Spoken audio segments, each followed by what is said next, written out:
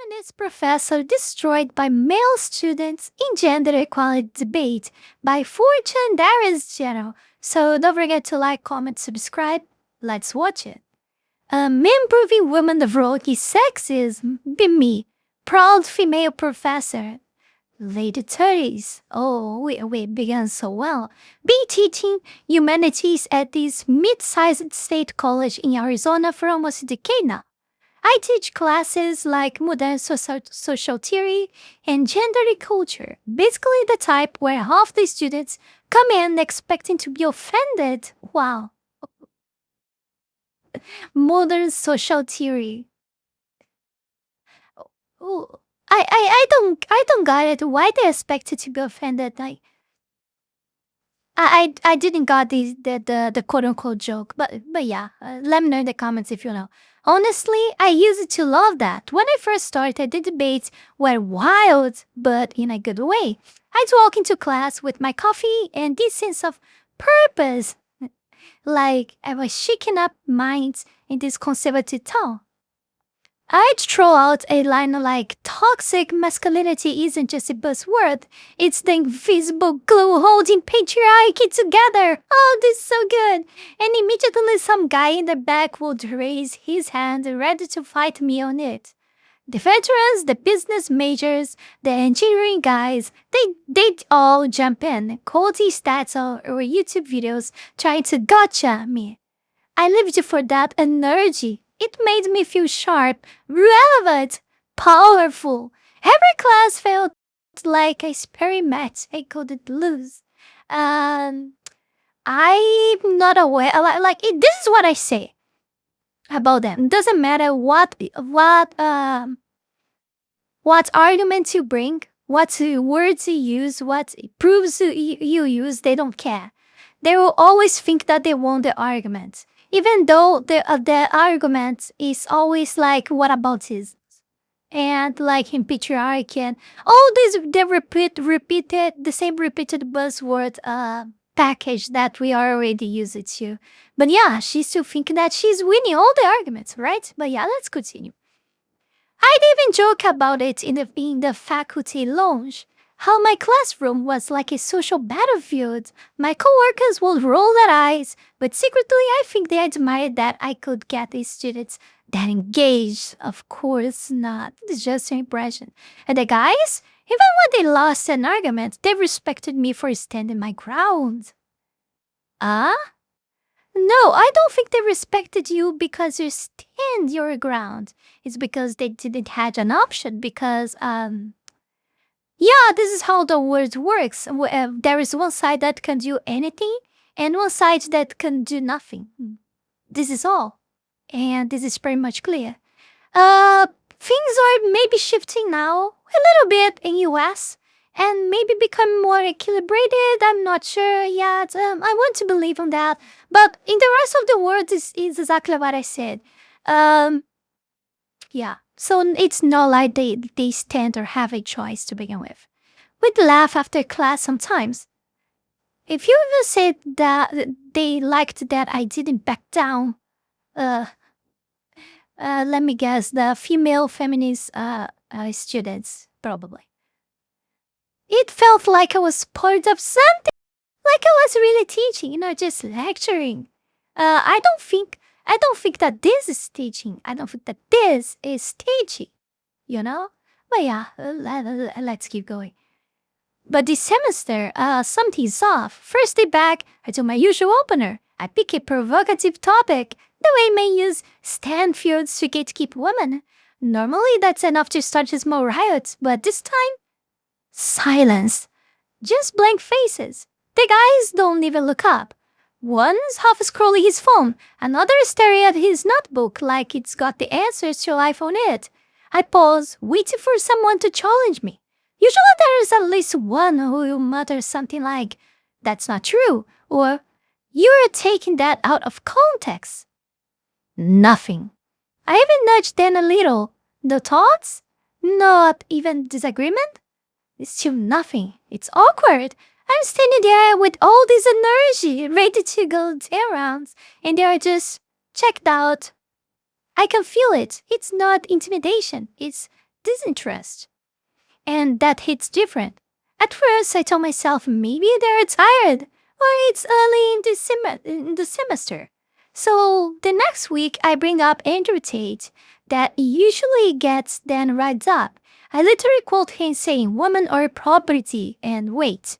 Normally the line lights the room on fire. The girls gasp, someone laughs, and at least one guy goes, "You're taking him too literally." Then we're off to the races, but now, nothing. A few uncomfortable smiles, one half-hearted chuckle. The rest just stare. I try to make a joke about it. Wow, no defenders of Andrew Tate today? Shocking. Oh my god. Cringe. Nobody even bites. By the end of the lecture, it's quiet enough that I can hear the air vent humming. The silence feels heavy. I tell myself maybe it's a good sign. Maybe they're finally listening. But when the class ends, I see two of the guys outside laughing. One is holding up his phone. I catch a glimpse of a screenshot from my slides. My quotes being shared around, captured with a laughing emoji. It's not the kind of laughter I use it to earn. It's the kind that stings. I walk back to my office thinking maybe I'm just being paranoid, but deep down I know something's changed. It's like the fight's gone out of them, and without that, I don't even know what my role is anymore. I kept telling myself the silence class was temporary. New semester. Oh. First, let me tell you guys something. Many teachers out there would kill, if even more in my country, would kill to have silence in their classes. So I don't think that is actually bad, to be honest. But yeah. New semester, new group dynamics. Whatever, date or warm up eventually. But by week 3, it started feeling like a wall between me and them. So I sent out an email, this overly cheerful invite. Open office hours, come discuss ideas, debate, challenge assumptions. My door is open. Oh my god. That sounds so horrible. I even brought cookies because apparently that's what approachable professors do. For the first hour, nobody showed. I sat there pretending to work while the clock ticked so loud it was like the room was taunting me. Finally, two girls wandered in. Relief, until they said they just wanted to ask if they could turn in that essay late because they had sorority rush events. Sorority rush events, okay. I tried steering the conversation towards the topic of the essay, something about performative femininity. They smiled, nodded, threw out a couple of vague buzzwords, and laughed. The usual. Then the silence again. Around 4 o'clock, one of my quieter students, Emma, knocked on the door to drop off a form. I don't even know what made me ask, but I blurted out. "Be honest with me, Emma. Why don't the guys in class participate anymore?" She froze like I'd asked her to choose sides. "I don't know," she said. "Come on," I pressed. "You can tell me." She hesitated, twisting the pen in her hand like she was deciding if she should even say it. Her eyes flickered toward the door, then back at me. "They just think it's kind of a trap, Professor."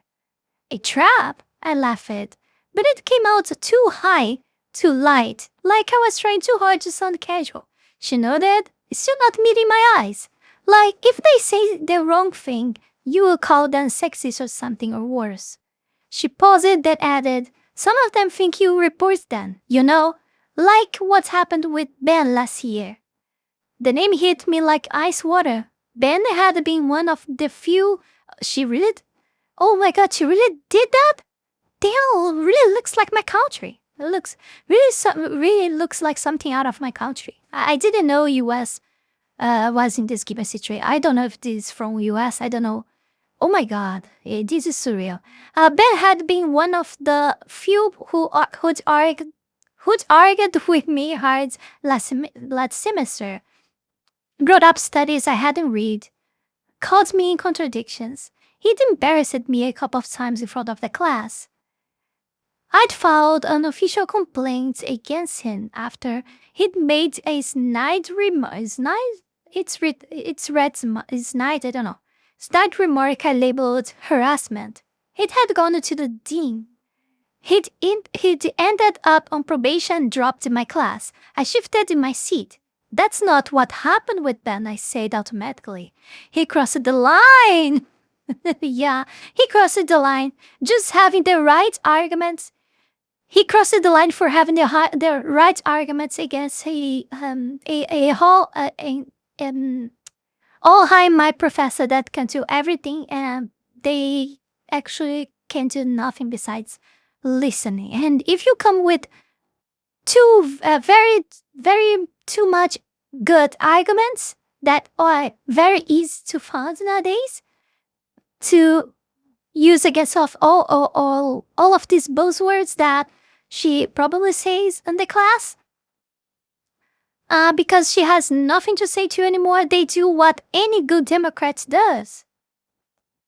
They will try to persuade you, to ban you, to eliminate you in any kinds of form possible, to take you out of that space because you're violating their safe spaces with your violent right arguments. Oh my god, man. Ima gave a little shrug. Maybe, but that's how it looked to everyone else. Like, he beat you in an argument and then he was gone. Now the guys just stay quiet. I felt my face heat up. That's ridiculous. I snapped, maybe too fast. This is the same. Oh my god, I didn't even knew that she really said that. Oh my god. This is a safe space for ideas. Nobody's punished for having opinions.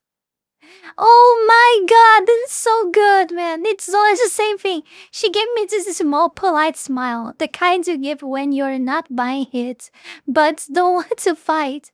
They just don't want drama, she said softly, and then she slipped out the door like she couldn't wait to be gone.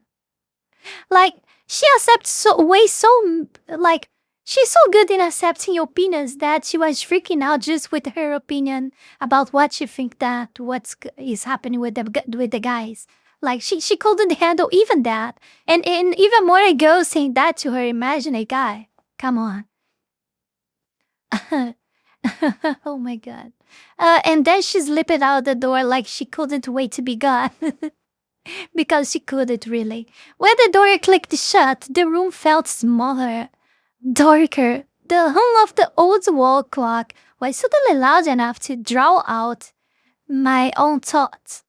I sat there staring at the stack of uncollected papers off my desk, trying to decide whether I was angry at her for saying it or embarrassed because I knew there was truth in it. Then I tried to tell myself she was wrong, that this was just another sign of how fragile men are about being challenged. But her words stuck in my head like a splinter. They think it's a trap. The next day I stayed late in my office, the campus mostly empty. I opened all the folders on my computer, student essays from 5-6 years ago.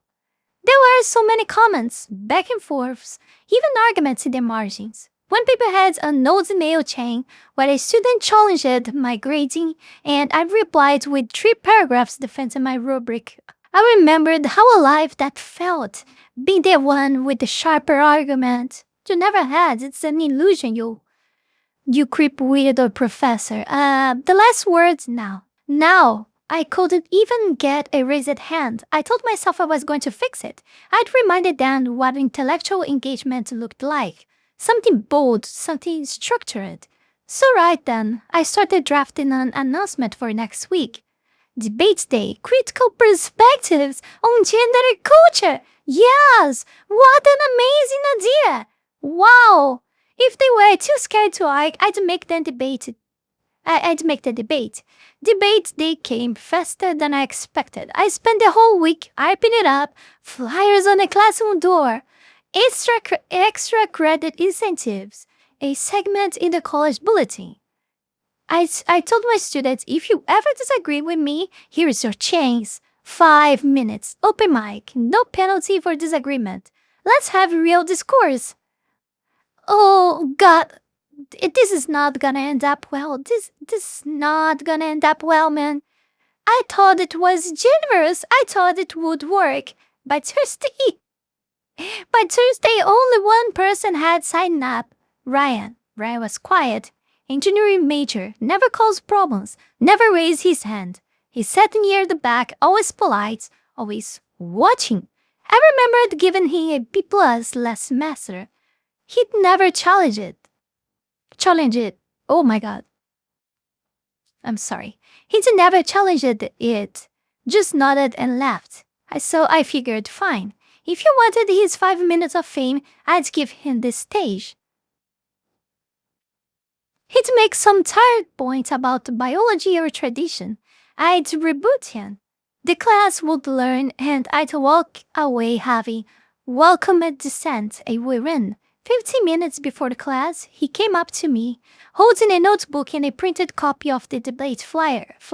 Hey, professor, he said, calm as ever. Just to be clear, you say there is no penalty for disagreeing, right? Even if it gets heated? I gave him my prideful smile. Of course, this is an open forum. You won't be graded on your opinion, just your presentation. Oh, yeah, just your presentation, so I bet she will give like a 0. I don't know, a D, an F. I don't know the letter system. I think it's F. I think F is the worst for you guys there. Yeah, she will just give him an F. Easy. Just your presentation, he nodded. Okay, just make sure, because last time someone beat you in an argument, well, I think his name was Ben. Oh my God, that caught me off guard. No, it shouldn't caught you off guard. You should be expected this, you creature. But, okay, alright. My face tightened just slightly. That was a separate issue, I said quickly. Brain crossed lines that weren't academic. Oh God, I wish we had the debate here so we would know. I bet it was totally academic. But yeah, Ryan held up his hand. Oh, it's not actually being academic or not. Like I think the whole course is not academic anymore. Alright, well, yeah, it's my opinion here. Ryan held up his hands. Right, just don't want any misunderstandings. Then he walked to his seat like nothing happened. Students started filling in. More than usual. Words must be getting around that something was happening. I even saw a few students from other sections slip in. One kid brought popcorn. Oh my God, this has gotta be good. This has gotta be good, guys. Phones were out. I should be taking it as a warning. Yeah, you should. You should. I opened it with a short speech about how important this course was, how we learned by challenging assumptions, how I valued every viewpoint, all lies, Democrats and leftish or whatever it is, feminists, all the small boxes, they don't value opinions, they don't value others' opinions. All the truth in the world are around their feelings, their perspective of reality that will never be reality itself, but they try always to make it be. But yeah. Then I introduced Ryan. He walked up calmly, no laptop, no PowerPoint, just a little notebook and a confidence I didn't expect. Thanks, Professor, he said, then turned to the class. I want to talk today about something simple, tradition. The idea that some rules, values, and expectations exist, not because they are oppressive, but because they work. A few people shifted in their seats. He wasn't loud. He didn't push her, but he had control. I think men and women are different, he continued. And I don't think that's a bad thing. I think it's okay if some guys want to provide. It's okay if some women want to risk it. I don't think that makes them brainwashed or victims of patriarchy. Yes. Very good. He paused, looked around, and I don't think masculinity is toxic just because it's masculine. Wow. Oh no, now she's gonna die. She's probably gonna have, an infarct or something like that. Yeah, a heart, it's like, what? It's called infarct in English when the heart stops? I don't remember. I felt myself clench. I wanted to interject, but I told myself, open forum. let him hang himself. He flipped a page in his notebook. Last week, Professor said that stem fields... By the way, I don't know what means stem like this. I don't even know if I pronounce it correctly. What does this stand for? I have no idea. Stem fields are the last safe space for fragile masculinity. I don't think that's fair. Most of us what the fuck means that? Are just trying to solve problems. We are not hostile to women. We're just not interested in gender politics in your classrooms. We like logic, structure, clarity. I could feel the room tilting, heads nodding. Even the girls, my throat tightened. He continued, I've looked at some of the claims made in this class. Gender pay gap, male privilege, institutional power. But when I ask for the other side, there isn't one. It's treated as settled. And when guys try to argue, we are told we are fragile or worse, aggressive. Now he turned slightly, looking toward me, respectfully but firm. I don't think that is education. I think that's performance. The room was dead silent. Fuzz out. I bet the guy with the popcorn is having so much fun at this point, by the way. Fun's out recording. I finally spoke, forcing a chuckle. Ryan, you're implying that my class isn't open to discussion. That's not true. You're here now, aren't you? He nodded. I am, and I appreciate it. But let's be honest, no one else signed up. And it's not because they all agree with you. It's because they are scared. Oh, no. I stiffened. Scared of what? Of losing, he said. Not the argument, the grades, the respect, maybe even the right to speak. Wow. I let out a breath. Ryan, if that's how you felt, then perhaps you haven't been listening. I challenge everyone equally. He held up a copy of a note lecture slide. I recognized it instantly. You said debating feminism is like debating gravity. One only fool's try. That was in week 2. The room shifted again. I'd forgotten the line. I narrowed my eyes. Ryan, that was a metaphor. You're twisting my words. Oh, playing victim, huh? He didn't even blink. Maybe, but I think your students took it literally, and they adjusted accordingly. I raised my voice a little. Oh, it's starting. It's beginning, guys. You think tradition is some flawless ideal? That it's never hurt anyone? That just because something is old, it's automatically good? He stayed perfectly calm. No, I just think throwing out everything that built civilization is arrogant and dangerous. If we dismantle all of it, what do we build in its place? Hashtags and feelings! Yes, hashtags and feelings can rule the world. You can bet on that. Didn't you guys saw the marvelous world that we're building with feelings based on feelings instead of reality? Aren't you guys loving the 25 where the most favorite word of the year is fatigue? Wow, it's amazing. It's amazing, of course. There were chuckles now, a few louder than others. I felt my face flush. So you're saying patriarchy is good? That man should lead and woman should serve? That's what you're defending? I'm saying people should be free to choose, without being shamed for choosing roles you don't like, he answered smoothly.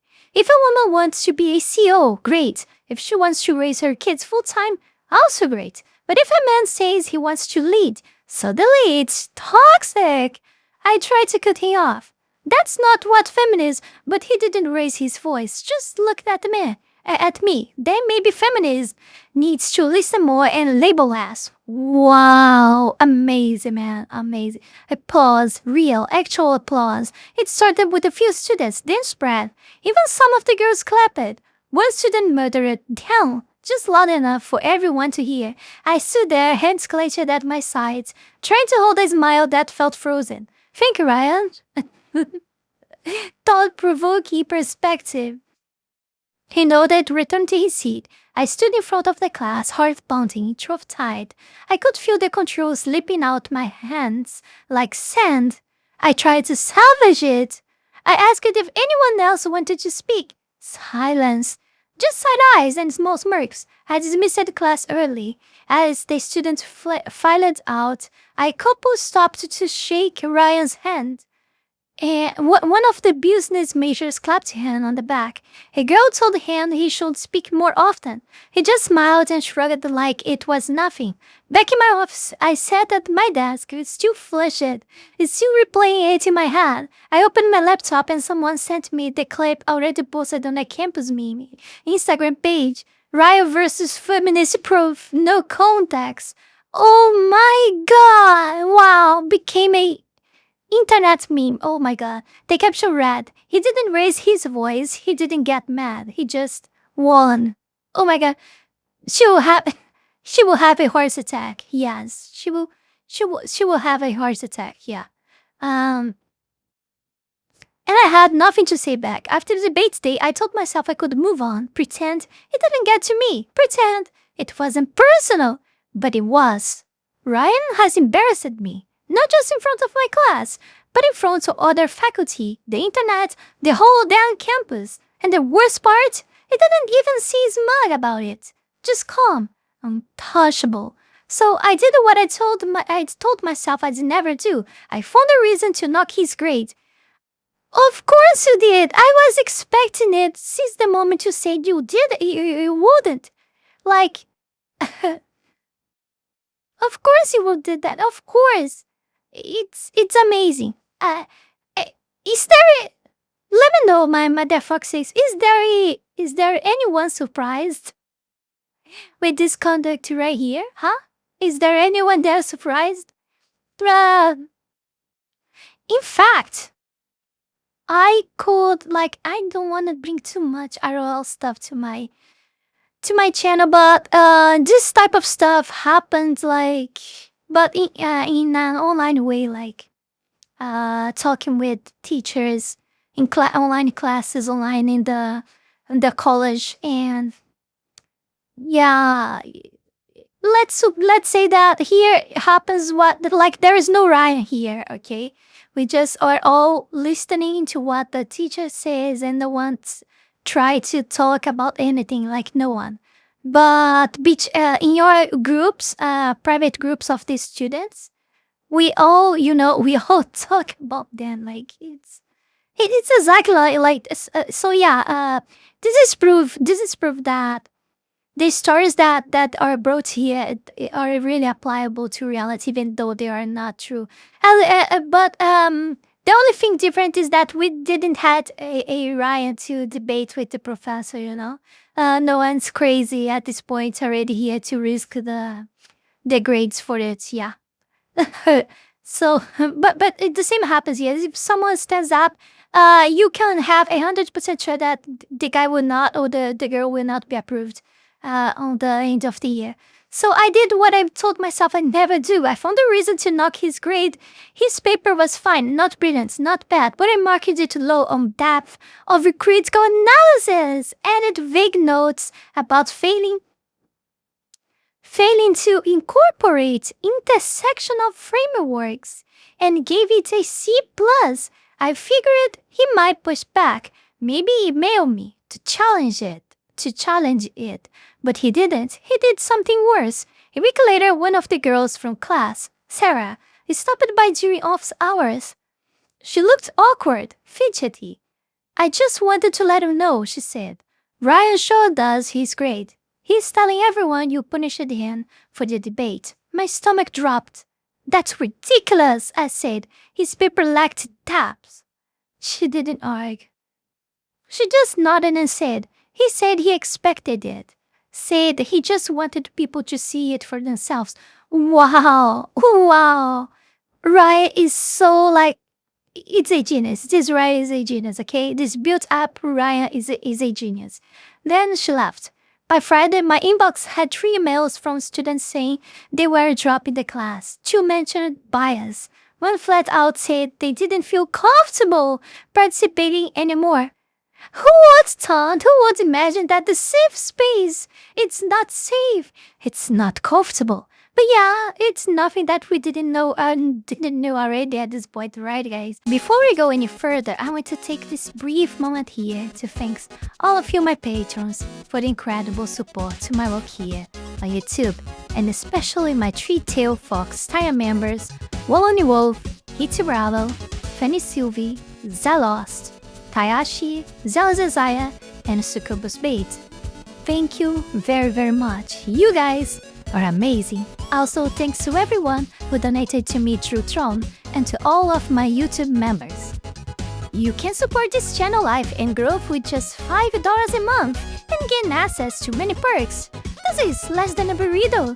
Check out my Patreon, link is in the description below. By the end of the weekend, 6 more had withdrawal. Monday morning, I got called into the department chair's office. He was polite, too polite, offered me coffee, closed the door gently. Then he opened it with, "We need to talk about students' morale." I tried to stay composed. If this is about the debate clip, he held up a hand. This isn't just about one moment, it's about patterns. We've had students raise concerns about grade fairness, about feeling silenced, about the overall environment. I sat stiffly, clutching the arms of the chair. They just don't like being challenged. Oh my god, no, it's not. Oh, it's the worst excuse I could use. He gave me a tired smile, or maybe they don't feel hurt. You've had more drops than any other class this semester. Wow. The dean's office is noticing. I opened my mouth to push back, but he cut me off gently. Look, no one's accusing you of anything formal, but next semester we are reassigning your seminars. You'll be on general ed lectures only. Lower impact, fewer complaints. It was a demotion, not on paper, but everyone would know. I didn't say anything, there was nothing to say. I left the office feeling like I'd just been hollowed out. Later that week, I saw Ryan outside the interview building, surrounded by a few classmates, some laughing, others just nodding along. I wasn't close enough to hear what they were saying, but one of the girls turned and looked at me. Her smile dropped. The group went quiet as it passed. It was over. I wasn't feared. I wasn't respected. I was just there. Background noise on the campus. I used it to steer. The final sting came when I opened the updated enrollment list for spring semester. My name wasn't on any of the upper level courses. Not a single seminar. Just 2 sections of Intro to Social Concepts. Both half full. That Friday, I met James, an old colleague from the philosophy department for a drink. One of the few who never minded my sharpness. We used it to joke about students, debate radio rubrics, trade gossip about adjuncts. I always felt like an equal with him, respected, maybe even admired. Now I was the one under quiet judgment. We met at a bar near campus, taken into the corner. I gave him the rundown, the silence class, the debate day, Ryan, the grades backlash, the admin warning. I tried to keep my voice even, but I could hear the defensiveness creeping in. When I finished it, I asked, "Do you think I was too hard on them?" James took a sip of his beer and said, "I think you've always needed to be right."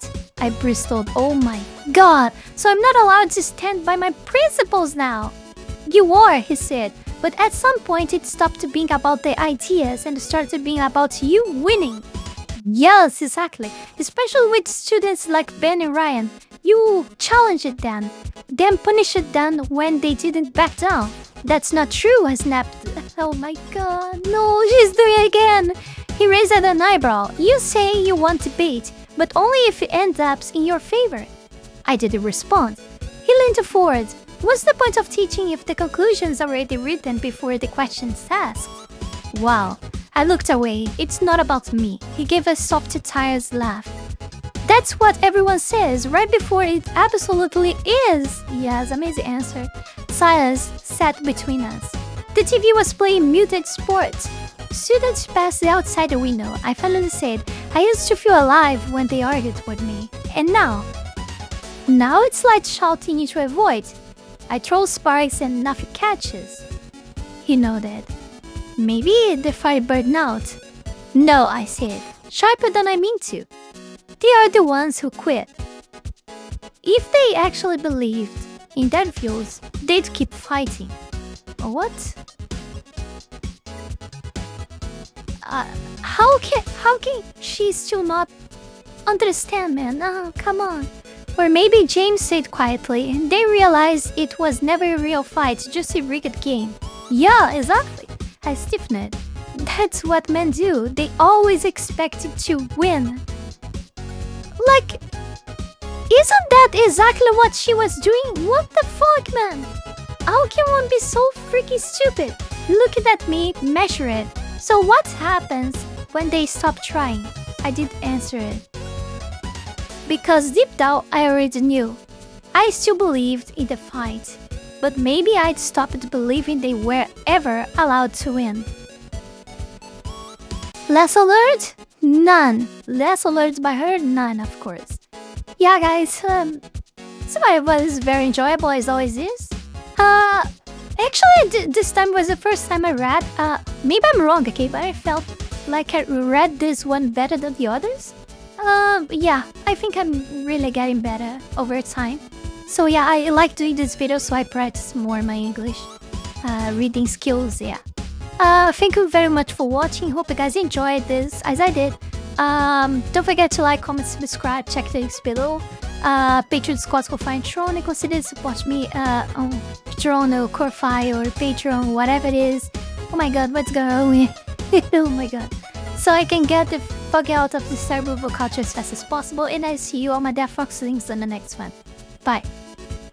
And that's it for today, guys. Don't forget to like, comment, and subscribe. Ja, mata ne!